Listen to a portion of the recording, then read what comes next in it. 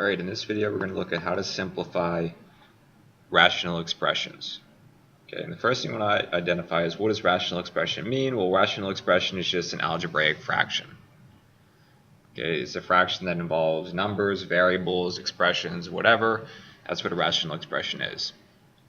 So in order to simplify rational expressions, we use two very important properties of the number 1, and this is stuff you already know. Okay, we know 1 times anything equals that anything. Okay, 1 times any number equals that number. Like 1 times 24 is 24. 1 times a million is a million. 1 times negative a half is negative a half. Okay, and anything divided by itself equals 1. 3 divided by 3 equals 1. Negative 7 divided by negative 7 equals 1. 1/2 divided by 1/2 equals 1. Okay, so these are the two very important properties of 1 we use to simplify rational expressions. Okay, so let's look at some easy basic examples first. Okay, these are already done for you. We're just kind of looking and observing what's going on. Okay, this is saying 13 divided by 13 is 1, and we know that's true. But once we start introducing variables, these properties don't change. X divided by x equals 1 because we're dividing something by itself. Same thing here, 3x divided by 3x still equals 1 because we're dividing something by itself. X plus 5 divided by x plus 5 equals 1. X squared minus 11 divided by x squared minus 11 equals 1. It doesn't matter how weird it looks. If we're dividing something by itself, it's always going to equal 1. Okay, now down here, if we do 1 times anything, we get that anything. If we do 1 times the quantity 2x plus 4, we get 2x plus 4. If we do 1 times this weird fraction, we get that weird fraction. Okay, so 1 times anything is just that anything. And we use all of this and these just easy properties of 1 to simplify rational expressions. Okay, so now we're going to look at the first real example. So we want to simplify x divided by x times x over 4. Okay, we're not solving for x here because there's no equal sign. We're just simplifying. Okay, we're using our properties of 1 to simplify. So what we always do is when we're simplifying rational expressions, and you know the rational expressions when you start seeing some algebraic fractions. I see fractions and variables, so we know this is an algebraic expression. We look for 1s. Is there anything that divides out to a number 1? Okay, that's yes. I know this x divided by x equals 1. It always equals 1 because we're dividing x by itself. This x divided by 4 doesn't equal 1 because we don't know what x is. But no matter what x is, this first term, x divided by x, equals 1. Okay, so we kind of say that's 1. So this equals a 1. Doesn't matter what x is, this simply equals 1. And now we're doing 1 times x divided by 4. And we know 1 times anything is that anything. So this simplifies to x over 4. That's it. Okay, so you could try this one. Let's do y divided by 7 times y divided by y times y divided by y.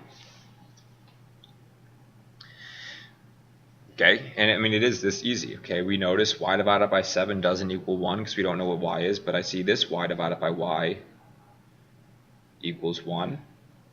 This y divided by y equals 1. So all we're doing is y divided by 7 times 1 times 1. So our answer is simply y divided by 7. Okay, so now let's look at still an easy one, but one that is more relevant. So let's say we have x minus 3 divided by x minus 3 times 2x plus 1 divided by 5x minus 4. These are all separate examples. And again, we want to simplify this. So we do the same thing. We look for anything. Does anything divide out to be a 1? Well, this x minus 3 divided by x minus 3 equals a 1. This other fraction doesn't divide out to be a 1 because we're not dividing the same thing by itself.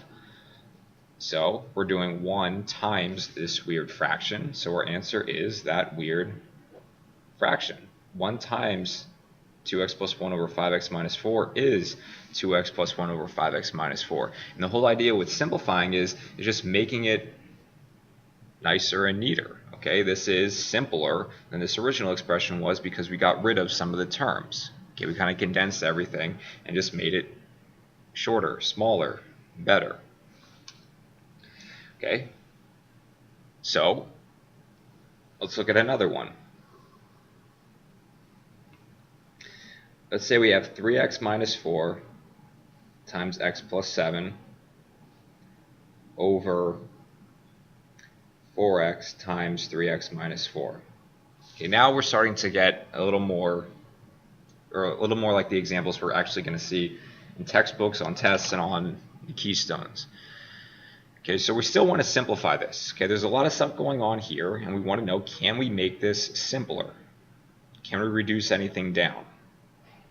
Okay, so it's not as straightforward as the previous three examples were, but I do notice I'm doing 3x minus 4 divided by this 3x minus 4. So in my mind, I rewrite this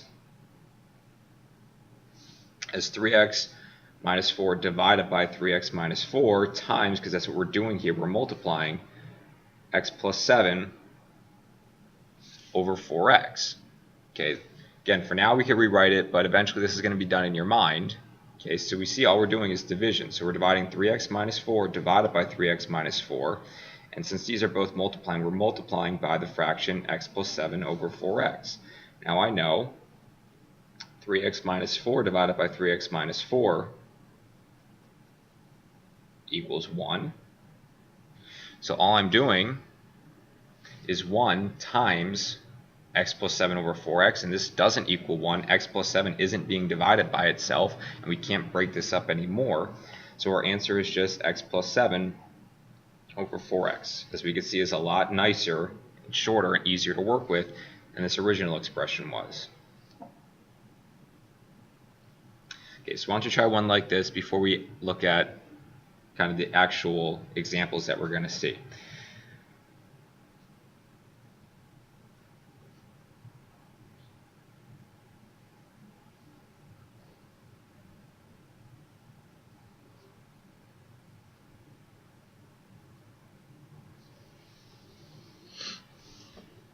Okay, try this one, don't be tricked,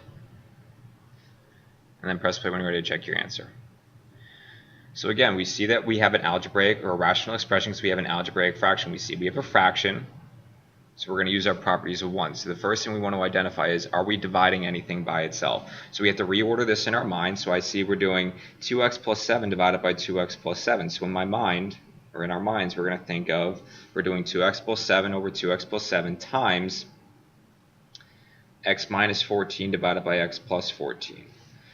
So I know for sure that this equals 1 because this is exactly the same. And because I pay attention to what I'm doing and what's being taught, I'm not going to be tricked. X minus 14 is not x plus 14. We're not dividing something by itself here. So this doesn't equal 1. Okay? And since we're not dividing this fraction by itself, we can't do anything with this. You can't say this x divided by this x is 1 because we're not doing x divided by x. We're doing x minus 14 divided by x plus 14. So our answer is x minus 14 divided by x plus 14. Okay, so this is kind of the easy version of simplifying rational expressions. Okay, when it's giving you kind of the factors and you're kind of pulling it apart, trying to make ones with your division and with multiplication. So now we want to look at what happens if they don't give us a problem that's already involving multiplication. Okay, because we must use those two properties of 1, where we're multiplying 1 times something, and if we're dividing anything by itself. So let's look at our last set of example, at least for now. So we want to simplify x squared plus 3x plus 2 divided by x squared plus 6x plus 8. So the first thing we realize is we're not dividing something by itself. We're dividing this quantity, x squared plus 3x plus 2, by this quantity, x squared plus 6x plus 8. So this does not equal 1. Now we want to make sure we're not just trying to think we're being smart, because x squared divided by x squared does equal 1, but that's not what we're doing here. Okay, we don't have x squared divided by x squared. We have this whole expression divided by this whole expression. And the only thing we could break it apart over is with multiplication. Okay, and for all these other problems that we had, all the other examples, we had products. This we don't have a product, so we need products in order to simplify. This is the most important thing. If you're just having addition and subtraction, you cannot simplify rational expressions. You need products. So we have to think back into this chapter. How do we turn these sums into products? Now, this was the process of factoring. So we must factor these, and factoring means turn it into multiplication. That's what we need. We need multiplication in order to simplify our rational expressions. So let's factor both our numerator and our denominator. So we need to factor both numerator and denominator to turn everything into multiplication. I know it seems like a lot, but this is something that you will definitely see, and it's something that we could do. Okay, as you saw before, if it's a product, it's very easy. In the beginning of the chapter, we thought factoring was very easy. So let's factor, and this problem, even though it might take a little while, is easy. So let's factor x squared plus 3x plus 2. So, generic rectangle, x squared in the bottom left, 2 in the upper right. We multiply to get 2x squared, and we have to add them to get 3x. This is 2x and x. Again, this is something we're good at doing, so we don't spend time anymore in these videos learning how to factor. So two numbers that multiply to x squared, x and x.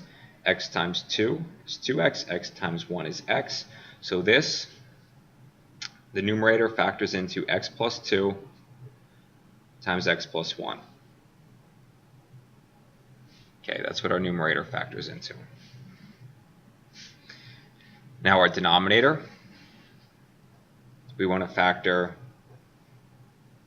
x squared plus 6x plus 8. So we have x squared in the bottom left, 8 in the upper right. Diamond problem, they have to multiply to 8x squared, add to 6x.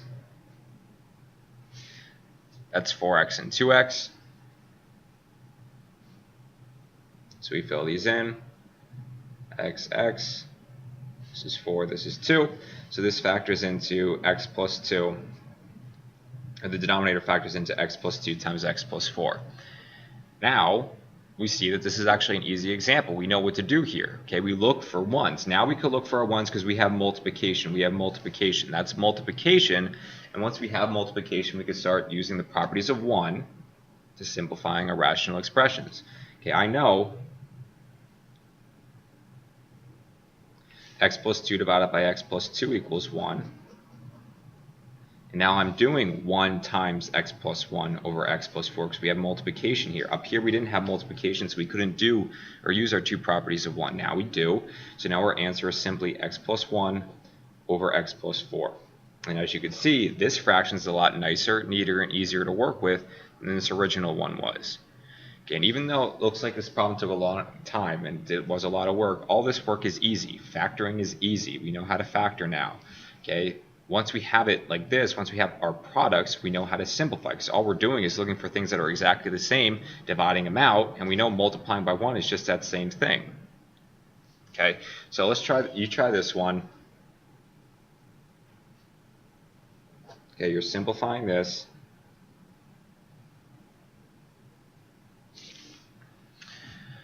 Using these steps, okay? Okay, we're going to have to factor because you see you don't have a product here, so turn it into a product, simplify it, and then press play when you're ready to check your answer. Okay, so let's factor the numerator, x squared minus 3x minus 10. Generic rectangle, x squared negative 10. So we need two numbers to multiply to negative 10x squared, add to negative 3x. That's negative 5x and 2x. So you have x minus 5 times x plus 2. That's our numerator. Our numerator factors into x minus 5 times x plus 2. Now our denominator, we have x squared minus 10x plus 25 that we want to factor. So you have x squared in the bottom left, 25 in the upper right. Two numbers that multiply to 25x squared, add to negative 10x.